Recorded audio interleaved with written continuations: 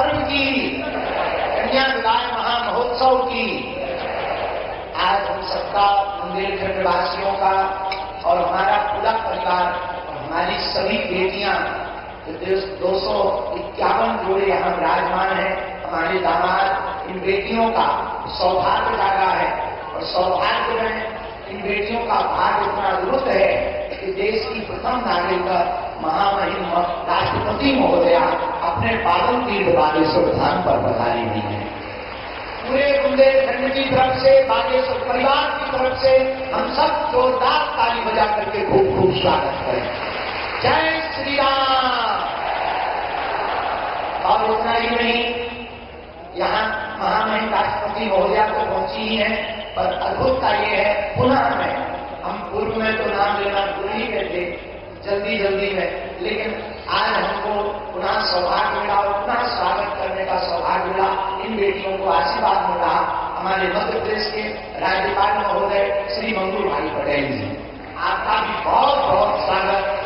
और हमारे बड़े ही लाडले मिलन साहब, बड़े प्रिय, सबको लेकर चलने वाले हमारे बड़े ही प्रिय यहाँ के मुख्यमंत्री श्री मोहन यादव जी भी आप पहुंचे हैं, आपका भी बागेश्वर धाम पर स्वागत है। परम पूज्य श्री गीता मनीषी जी महाराज जी, पूज्य श्री ज्ञानानंद जी महाराज जी, जिन्होंने गीता के माध्यम से पूरे विश्व को जोड़ा है, उनकी पावन सानिध्यता है। परम पूज्य श्री आचार्य बालकृष्ण जी महाराज जी, जिन्होंने आयुर्वेद के माध्यम से भारतीय प्राचीन संस्कृति को पुनर्जीवित किया है। हम आप सबका और पूरे बागेश्वर धाम के परिवार के सदस्यों का, विदेशों से आए अतिथियों का और महामहिम जी के साथ आए समस्त परिकर का, इस छोटे से गांव में जो बुंदेलखंड के बक्ष स्थल पर विराजमान है, बागेश्वर धाम आस्था का केंद्र तो है ही है, धर्म का केंद्र तो है ही है, पर परमात्मा का भी सबसे बड़ा केंद्र है। महामहिम जी को बताना चाह रहे हैं कि हमारी पूरी टीम लगभग इसमें 200 लोग हैं जो मिलकर के इन बेटियों के लिए चयन करती है। जो वास्तविक पात्र है उसके लिए पूरी समिति ने लगभग 22,000 किलोमीटर कार से यात्रा की। निराश्रित, मातृत्वहीन बेटियों को प्राथमिकता दी और अनवरत 6 वर्ष से ये कार्य चल रहा। और इसके पीछे कारण इतना ही है, जो हमने अपनी बहन के विवाह में दुख भोगा, जो झेला, जिस दिन बहन का विवाह था और हमारी स्थिति विचित्र थी, तो जब हमारे पास उतनी संपन्नता नहीं थी तो यहाँ वहां भटक रहे थे, किसी से उधार मांग रहे थे, जब हमें बहुत कुछ मिल नहीं पाया तो जैसे तैसे करके हमने बहन का विवाह किया। उसी दिन हमने प्रण ठाना था कि आज हमें अपनी बहन के विवाह में इतना निराश होना पड़ रहा, वो बाहर नहीं दे पा रहे हैं, भंडारा विशाल नहीं करवा पा रहे हैं। अगर कल के दिन प्रभु ने हमें सामर्थ्यवान बनाया तो भारत के किसी भी भाई को हमारी तरह नहीं भटकना पड़ेगा।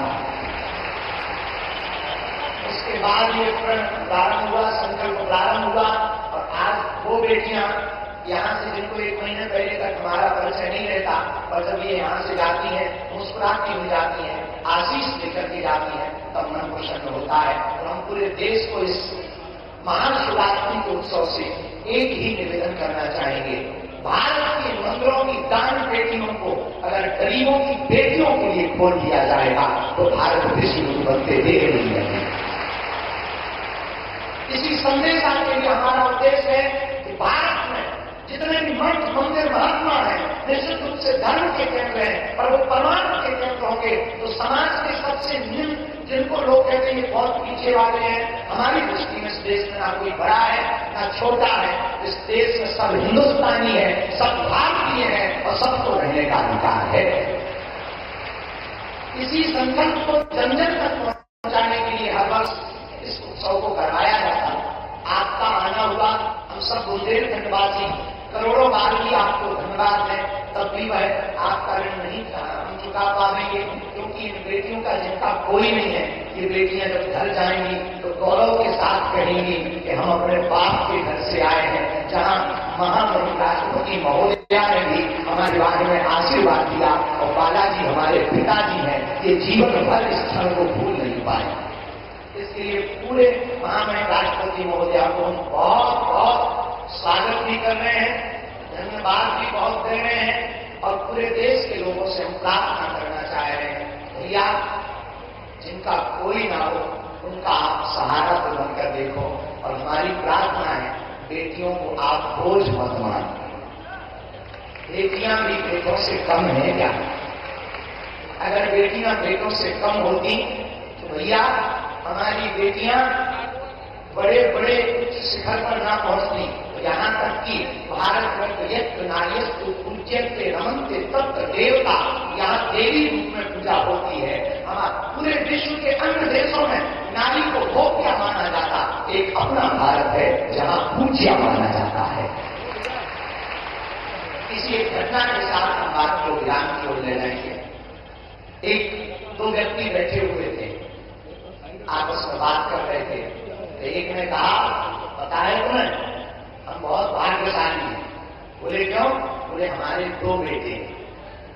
तो दूसरे ने कहा, हम तुमसे ज्यादा भाग्यशाली हैं, हमारे घर 3 बेटियां हैं। और सामने वाले ने कहा कि नहीं, जब मुखाग्नि दी जाती है तब बेटे ही काम आते हैं, बेटियां काम नहीं आती हैं। तब तक एक छोटी सी बच्ची पीछे खड़ी हुई थी उस व्यक्ति की। उसने कहा, अंकल अंकल, बेटियां भिखारियों के घर पैदा नहीं होती हैं, बड़े जिगरे वाले के घर पैदा होती हैं। जिनका बड़ा दिल होता है तो वो बाप कितने बड़े दिल का होगा जो 20 साल तक बेटी को पालता है, पोसता है और बड़े हर्ष के साथ बेटियों का कन्यादान कर देता है। हमारा भारत अद्भुत है। इस भारत में बहुत से ऐसे लोग हैं जो निराश्रित हैं, बहुत विचित्र विचित्र परिस्थितियों में जीवन जी रहे हैं। पूरे विश्व के लोगों को और भारत के मंदिरों के आचार्यों को हम हाथ जोड़ करके करबद्ध प्रार्थना करना चाह रहे हैं। इसी संदेशा के लिए यह कार्यक्रम किया जाता है कि हमें प्रत्येक व्यक्ति को ये संकल्पबद्ध होकर के आज जाना है कि मंदिरों की दान पेटियों की राशि को गरीबों की बेटियों में लगाना है। पुनः साधु समाज जो बेटियां आज हमारे अंदर की 3 बेटियों की आज विदाई के भावुक बहुत है। हम बहुत ज्यादा बोल नहीं पाते इन बेटियों को देख करके, तो हम ज्यादा कुछ ना कहते हैं। महामहिम राष्ट्रपति महोदया का, आए हुए संतजनों का, माननीय मुख्यमंत्री जी का, राज्यपाल महोदय का, हम बहुत यहाँ के क्षेत्रीय सांसद हमारे भैया श्री वी शर्मा जी का, आप सबका हम पुनः बहुत साधुवाद कर रहे हैं कि इन बेटियों के उत्सव में आप पधारे हैं। और इन बेटियों को भी हम कह रहे, बेटियों तुम जब घर जाना मुस्कुराते हुए कहना, हमारे ब्याह में महामहिम राष्ट्रपति महोदया भी आई थी। इसी गौरवपूर्ण क्षण के साथ पूरे बागेश्वर धाम परिवार के जन हम सब बहुत जोरदार ताली बजा करके सबका स्वागत करते हैं, सबका स्वागत करके सबको धन्यवाद देते हैं। जय